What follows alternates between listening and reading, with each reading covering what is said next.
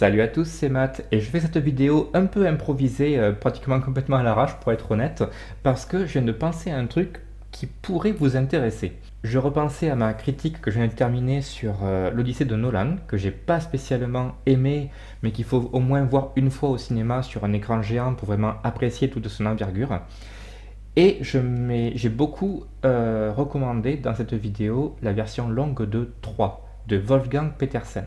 Ce qui est marrant, c'est qu'en faisant quelques recherches, je me suis rendu compte que à la base, c'était Nolan qui aurait dû réaliser 3, alors que Petersen, il aurait dû tourner une adaptation de Batman. Mais les choses se sont passées autrement, ils ont inversé les rôles et ils ont eu la carrière qu'on connaît aujourd'hui. Ce qui est assez incroyable quand même quand on y réfléchit. Et du coup, je me suis posé la question, si jamais ça n'avait pas été le cas, si jamais Nolan n'avait pas réalisé l'Odyssée par exemple, qui c'est qu'on aurait pu voir à la tête de ce monument de la littérature et de la civilisation gréco-romaine? Parce que comparé au bouquin original qui est beaucoup plus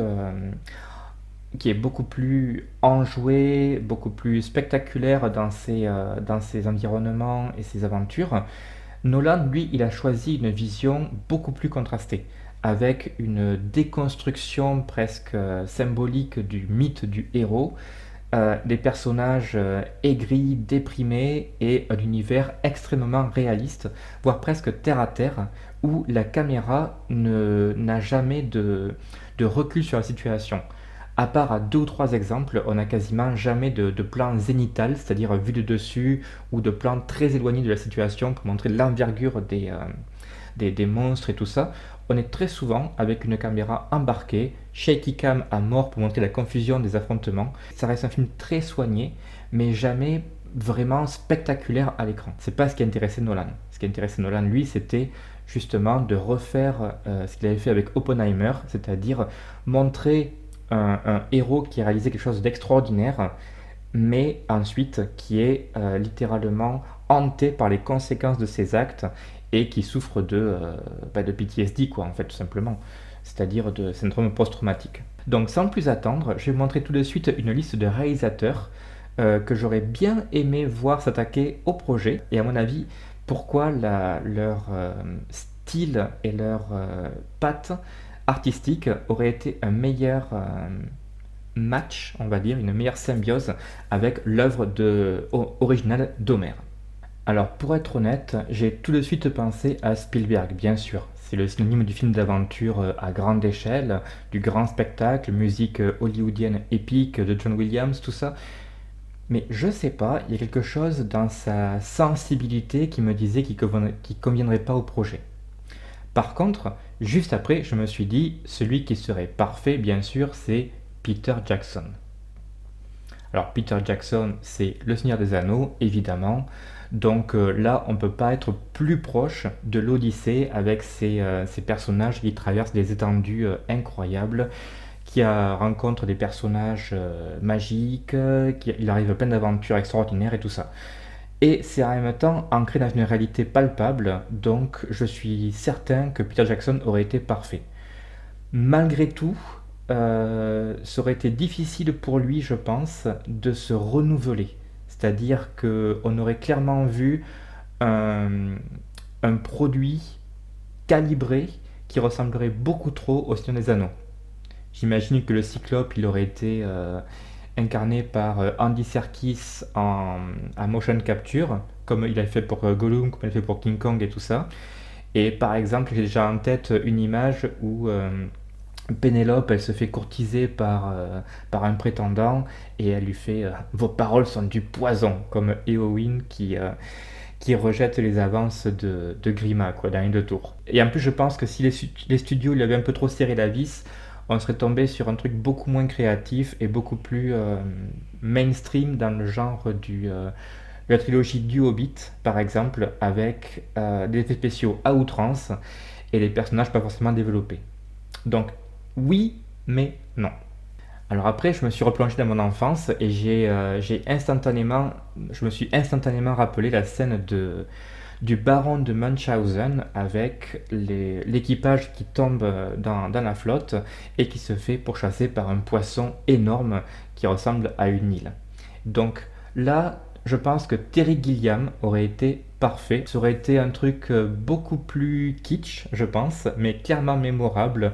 Un mix entre le Baron de Munchausen et Time Bandits, avec des géants filmés avec des vrais acteurs, mais une caméra en contre-plongée pour montrer un peu l'impression de gigantisme. Sans oublier bien sûr que c'est lui qui fait partie de la troupe des Monty Python, donc il y aurait un humour un peu saugrenu, et je pense que ça aurait été un très bon film. Le souci, c'est que Terry Gilliam, il a constamment des problèmes sur son tournage, sur ses tournages, et que on serait peut-être arrivé à un film qui aurait dépassé son budget et qui aurait été que l'ombre de ce qu'il aurait dû être à la base. Par contre, un peu comme Terry Gilliam, mais plus moderne dans son approche, je pense que Del Toro aurait été aussi quelqu'un de très intéressant. Alors Guillermo del Toro, c'est le seul qui n'est pas anglophone natif de ma liste, mais c'est clairement quelqu'un qui est fasciné par la mythologie, les monstres en général. Il a fait des films où justement les monstres ont le premier plan, La forme de l'eau, Hellboy bien sûr, Labyrinthe de Pan, et la scène où le cyclope de Nolan arrache la tête de quelqu'un comme ça à deux mains pour le bouffer en gros plan, c'est clairement inspiré de la scène de l'homme de Pale Man, je sais plus ce que c'est en français, l'homme avec les yeux à la place des mains et qui mange une fée comme ça. Donc l'inspiration est évidente et je pense que Del Toro, il aurait eu un vrai plaisir à créer par exemple un monde imaginaire de toute beauté. Est-ce qu'il aurait un souffle épique d'aventure? Je sais pas, mais clairement un choix évident pour le réalisateur. Alors après on s'éloigne complètement du fantasmagorique et on se rapproche de la réalité avec Peter Weir. Peter Weir, c'est un réalisateur australien que tout le monde connaît parce qu'il a fait The Truman Show. Et The Truman Show, techniquement, c'est quelqu'un qui est complètement dépossédé de son destin, de sa vie de tous les jours, parce que c'est un programmateur de télé qui gère sa vie quotidienne du matin au soir. Donc là, on a déjà clairement l'influence des mortels et des dieux et de l'influence donc de l'Olympe sur la vie des gens en général. Surtout que Peter Weir, il fait des films généralement très philosophiques, beaucoup d'émotions, comme Le Cercle des Poètes Disparus par exemple. Et il a fait un film qui est absolument génial sur un équipage d'un navire qui est pris dans une guerre contre les Français. Ça se passe au XVIIe siècle, je crois. C'est avec Russell Crowe, ça s'appelle Master et Commander. Et clairement, s'il avait tourné l'Odyssée, on aurait eu un équipage absolument mémorable, avec des personnages charismatiques, crédibles et attachants. Et quand il se ferait tuer par les différents obstacles qu'il rencontre, les différents ennemis, le cyclope, les soldats géants et tout ça, on aurait vraiment eu de la peine pour eux, on aurait eu beaucoup d'empathie, et ça aurait été un film beaucoup plus émotionnel, contrairement à Nolan qui reste froid, distant, et on ne se souvient même pas des trois quarts des gens qui ont voyagé avec lui pendant toute son épopée, quoi. Donc Peter Weir, clairement un réalisateur que j'aurais adoré voir tourner l'Odyssée. Sachant en plus qu'il a fait un film Gallipoli avec Mel Gibson. C'est un de ceux qui a mis Mel Gibson sur la carte avec Mad Max. Et donc Mel Gibson, on reviendra sur lui juste après. Mais avant, je fais un petit aparté parce que le personnage principal de Master and Commander, le commandant de bord ultra charismatique, c'est Russell Crowe. Et Russell Crowe, le rôle de sa vie, c'est bien sûr Gladiator. Gladiator réalisé par Ridley Scott. Alors Ridley Scott, c'est clairement aussi un réalisateur que j'aurais adoré voir pour tourner l'Odyssée, parce que là, c'est l'évidence même. Je veux dire, c'est le mec qui a remis le péplum au goût du jour avec Gladiator. Il a fait un film épique de 3 heures sur les croisades qui s'appelle Kingdom of Heaven. Et je pense qu'il aurait été parfait pour créer des personnages extrêmement charismatiques, mais aussi donner une mise en scène épique, grandiose, avec des envolées lyriques à la Hans Zimmer, quoi. tout en restant dans un réalisme historique, avec beaucoup de travail sur les costumes et les mœurs de l'époque. Alors bien sûr, il y aurait forcément eu quelques anachronismes, parce que le gladiator, tout ça, c'est pas des costumes d'époque, historiquement parlant, mais on y croit. Et c'est quelqu'un qui est fasciné par l'histoire en général, il fait beaucoup de films historiques. Donc je pense qu'en termes d'envergure de mise en scène s'il avait choisi le bon scénariste pour l'épauler, ça aurait été un film parfait. Sans oublier qu'il a déjà tourné un film avec Matt Damon qui essaie de rentrer chez lui, qui s'appelle Seul sur Mars. Donc voilà, c'est clairement le mec que j'aurais adoré voir tourner l'Odyssée. J'ai presque fini, il me reste encore deux choix potentiels. Donc on revient sur Mel Gibson, parce que Mel Gibson c'est pas juste un acteur, c'est aussi un réalisateur de renom, et il a fait notamment Braveheart, l'un des plus grands films épiques des années 90. Et là c'est pareil, des batailles phénoménales, un réalisme époustouflant, c'est violent, c'est gore, les personnages sont mémorables, la musique est magnifique, et je pense que Braveheart sur l'eau ça aurait été parfait. Je ne sais pas trop comment il aurait abordé le côté mythologique de l'aventure, mais il a aussi fait bien sûr le film La Passion du Christ, donc c'est quelqu'un de très religieux, et à mon avis les séquences où les dieux prennent le contrôle face au destin des humains, tout ça serait plutôt un truc très intéressant. Sans oublier qu'il a fait un film particulièrement inspiré par le naturalisme, c'est-à-dire beaucoup de mise en scène sans effets spéciaux et dans des décors tournés de façon naturelle, qui s'appelle Apocalypto. Et Apocalypto, c'est tourné en Amazonie avec des acteurs pas du tout connus, en tout cas du grand public, et surtout il a tourné en mayan, donc ça veut dire le langage de l'époque. Donc, s'il avait fait l'Odyssée, il aurait certainement tourné en grec ancien, avec les costumes historiques de l'époque, une bande-son très certainement minimaliste ou épique à la Braveheart, je sais pas, mais ça aurait donné un truc vraiment très intéressant. Et le dernier, ce serait Robert Eggert. Parce que clairement, Nolan, il y a deux séquences dans le film qui sont exceptionnelles, celle du Cyclope et celle de Circé qui transforme l'équipage d'Ulysse en cochon. Et ces deux scènes sont géniales parce qu'elles sortent clairement du lot avec une vraie patte artistique, presque digne d'un film d'horreur, quoi.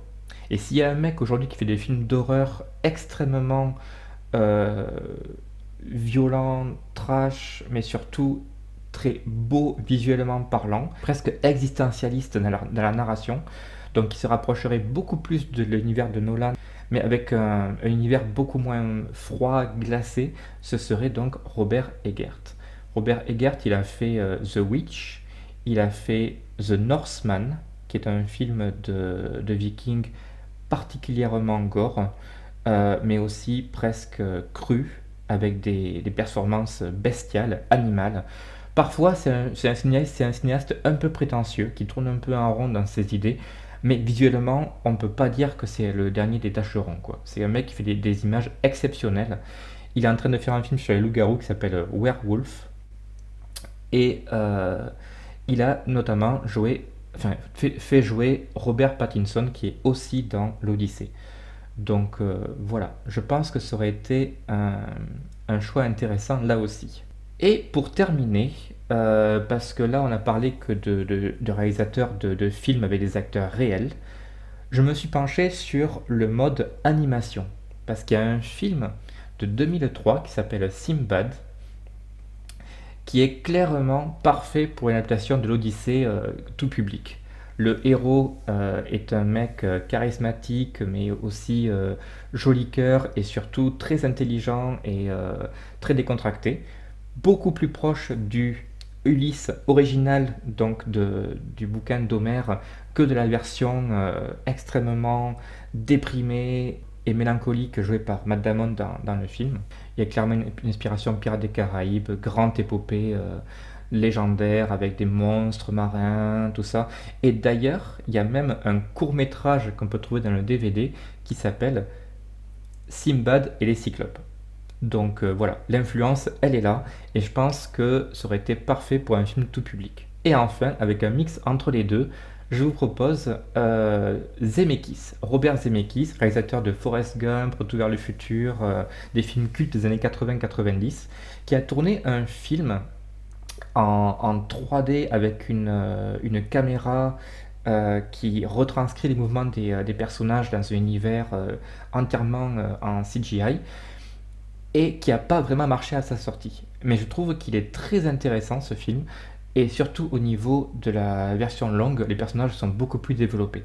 Donc c'est l'histoire de Beowulf et Grendel, le géant carnivore, mangeur d'hommes, qui attaque le village de Beowulf, et donc Beowulf il part dans sa quête de vengeance pour le tuer. Voilà, je résume rapidement. C'est une histoire qui est très connue dans la mythologie nordique, aussi importante, je pense, pour les Scandinaves que Homère dans la civilisation gréco-romaine. Et cette adaptation, elle a un casting formidable déjà, avec des grandes stars de l'époque. On retrouve Anthony Hopkins, Angelina Jolie et tout ça. Il est fait entièrement en 3D. Et donc il y a une scène avec, pas le cyclope, mais Grendel qui revient et qui bouffe les mecs, c'est sanglant, et puis il arrache la tête exactement comme dans le film de Nolan. Donc déjà, visuellement, on retrouve cette ambiance extrêmement gore, gothique, presque baroque. Et puis la musique de Alan Silvestri, elle est éblouissante. C'est des chœurs anciens avec une musique extrêmement épique. Et je pense que si l'Odyssée avait été tournée de cette façon-là, ça aurait pu donner également un film captivant et vraiment réussi. Donc voilà, je pense que j'ai fait le tour. Bien sûr, il y a plusieurs réalisateurs auxquels je pourrais penser une fois que j'aurai fini ta vidéo, et puis me dire ah mais mince, si j'avais su, j'aurais parlé de lui aussi. Mais ça suffira pour cette petite mise en jambe. N'hésitez pas à me dire ce que vous pensez de mes choix potentiels pour réaliser donc l'Odyssée avec une vision complètement différente de celle de Nolan. Et puis en attendant, je vous dis prenez soin de vous et à la prochaine. Ciao.